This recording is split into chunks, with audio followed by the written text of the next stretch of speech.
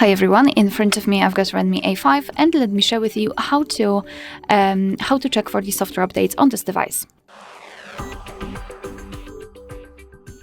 So first of all, make sure that you've got the internet connection because it is required, and for checking you can use Wi-Fi or mobile data, but for downloading the update I highly recommend to use Wi-Fi because those files are really huge and will take a lot of data.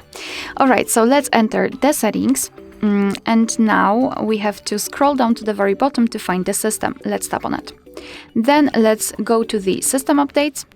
Tap on it, and as you can see, your device will check for the updates. Of course, you can tap on check for update again, and basically you can meet two different scenarios. And this is the first one where your software is up to date and there's nothing to download. It will show you relevant information.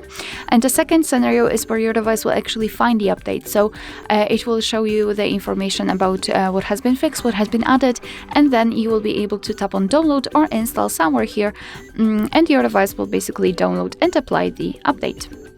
Alright, so that will be all. Thank you so much for watching. Please hit the subscribe button and leave the thumbs up.